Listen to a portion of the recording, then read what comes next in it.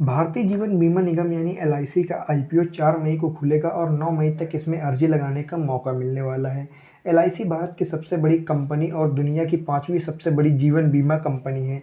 Company के पास देश के अलग-अलग शहरों में कीमती जायदाद और शेयर में पैसा लगाने वाला सबसे बड़ा संस्थान भी एलआईसी का ही है। देश के सारे म्यूचुअल फंड्स मिलकर भी एलआईसी के निवेश के लगभग आधी रकम ही जुटा पाते हैं। इसलिए शेयर बाजार के खिलाड़ियों और निवेशकों को लंबे समय से उस दिन का इंतजार था जब सरकार एलआईसी में हिस्सेदारी बेचने का फैसला करेगी और उन्हें इस बेस कीमती कंपनी के शेयर खरीदने का मौका मिल जाएगा।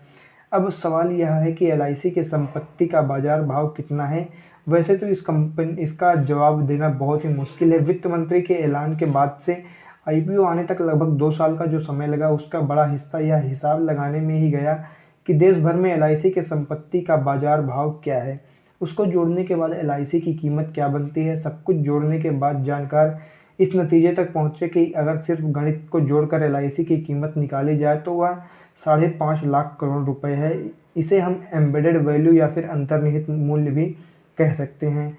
लेकिन कंपनियां जब बाजार में उतरती हैं, आईपीओ अपना लॉन्च करती हैं, तो उस समय उन्हें यह फैसला करना होता है कि वह बाजार के कितने गुना भाव पर अपने शेयर्स को बेचने वाली हैं। इसका फैसला इस बात से होता है कि कंपनी का भविष्य कैसा दिख रहा है और आगे जाकर यह किस रफ्तार से ग्रोथ कर सकता है। बाजार में कंपनी की हैसियत क्या है और भी बहुत कुछ चीज़ें देखी जाती हैं, जिसके आधार पर सलाहकारों ने बताया था कि कंपनी की हैसियत 13.5 लाख करोड़ रुपए आंकी जा सकती है, यानी लगभग 2.5 गुना से भी ज़्यादा।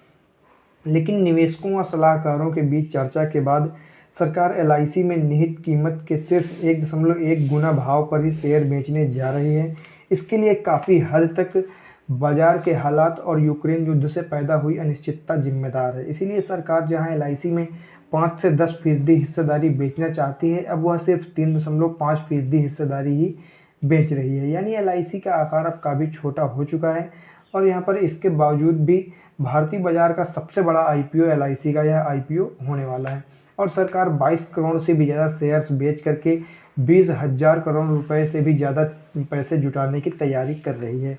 इससे पहले तक सबसे बड़ा आईपीओ पेटीएम का था, जिसमें 18,500 करोड़ रुपए जुटाए गए थे। आपको बता दें कि एलआईसी किसी दूसरे कंपनियों की जैसी नहीं है। जब 1956 ईस्वी में भारत सरकार ने जीवन बीमा कारोबार का राष्ट्रीयकरण किया था, तो उसने एक विशेष कानून बनाकर देश की सारी जीवन बीमा कंपनियों का कारोबार समेटकर एलआईसी का गठन किया था। इसके तहत एलआईसी के सारे शेयर्स भारत सरकार के पास आज के समय में है।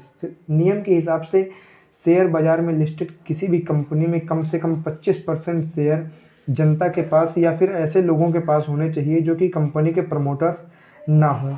लिस्टिंग के इस नियम को पालन करने के लिए भारत सरकार अपनी हिस्सेदारी 100% से घटा करके 75% तक लानी होगी। लेकिन शेयर खरीदारों के लिए यह फिक्र की बात हो सकती है। इसीलिए भारत सरकार ने कहा है कि वह आने वाले 1 साल तक कोई भी शेयर और ज़्यादा नहीं बेचने वाले हैं, जिससे शेयर धारकों को उनके शेयर की कीमत में अचानक गिरने का कोई भी डर ना बना रहे।